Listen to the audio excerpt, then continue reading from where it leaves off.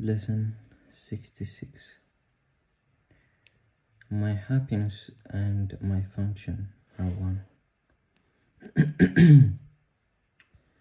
You have surely noticed an emphasis throughout our recent lessons on the connection between fulfilling your function and achieving your happiness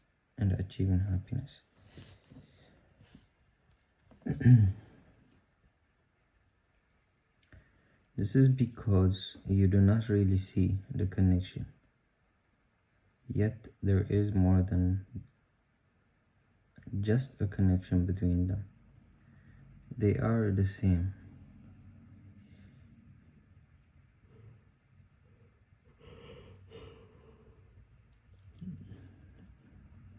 Their forms are different, but their content is completely one.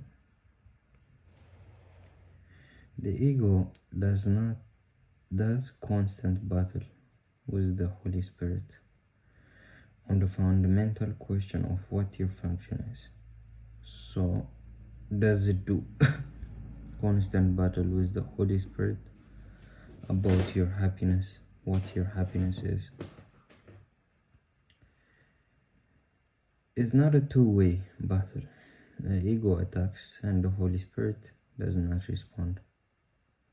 He knows what your function is. He knows that it is your happiness.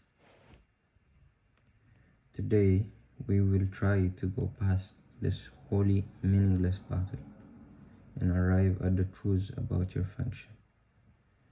We will not engage in ceaseless arguments about what it is.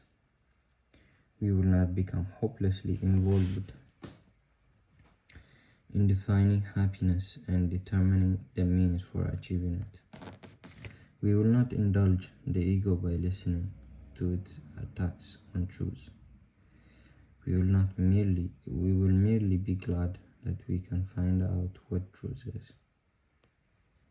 Our longer practice period today has as its purpose your acceptance of the fact that not only is there a very real connection between the function God gave you and your happiness, but that they are actually identical.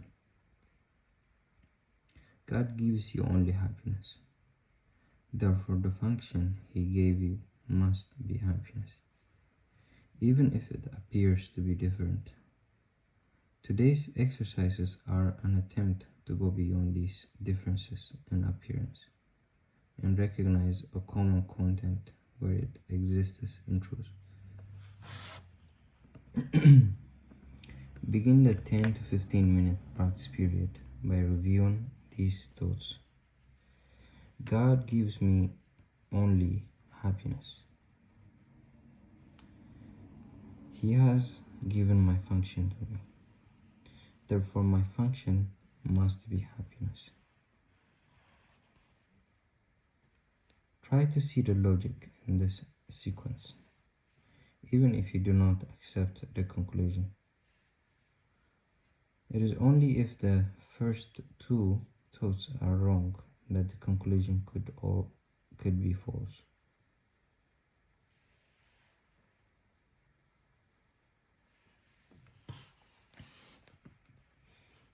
Let us then think about the premises for a while as we are practicing.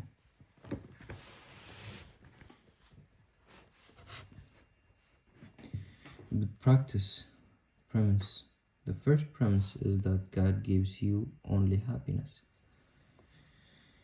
This could be false, of course, but in order to be false, it is necessary to define God as something He is not. Love cannot give evil, and to define and what is not happiness is evil. God cannot give what He does not have, and He cannot have what He is not. Unless God gives you only happiness, He must be evil. And it is this definition of Him which you are believing if you do not accept the first premise.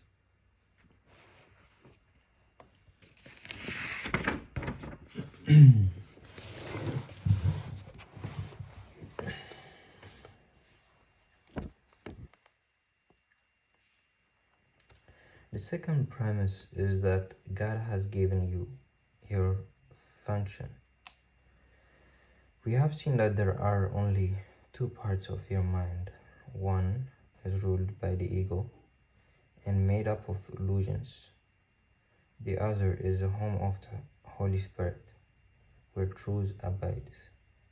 There are no other guides but these to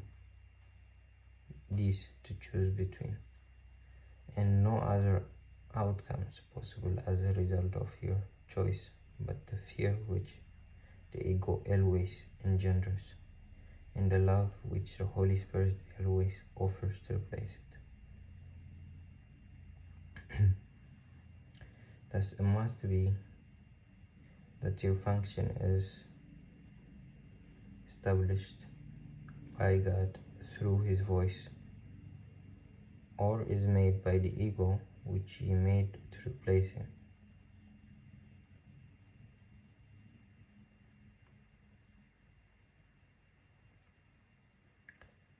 Through His which is true. Unless God gave your function to you, it must be the gift of the ego. Does the ego really have gifts to give, being a self an illusion and offering only the illusion of gifts?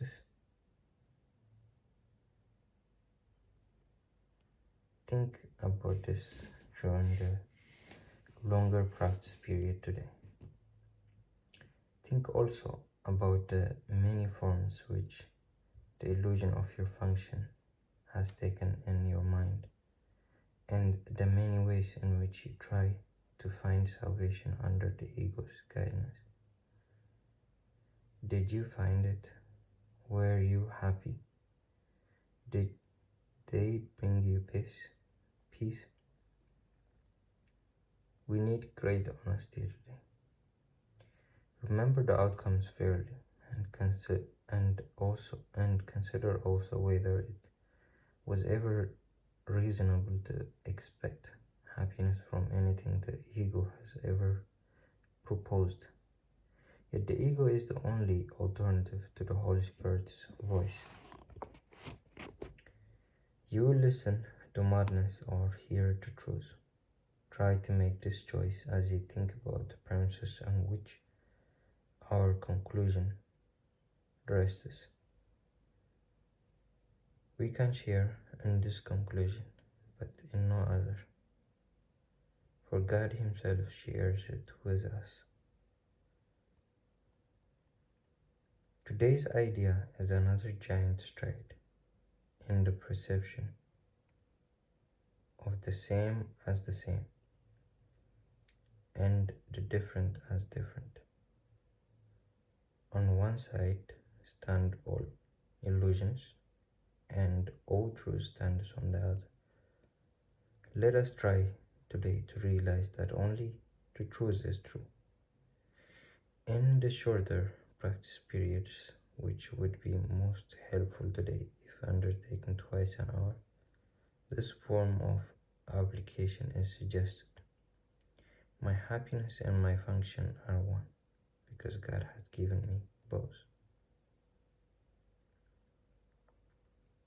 It will not take more than a minute, and probably less, to repeat these words slowly and think about them a little as you say them.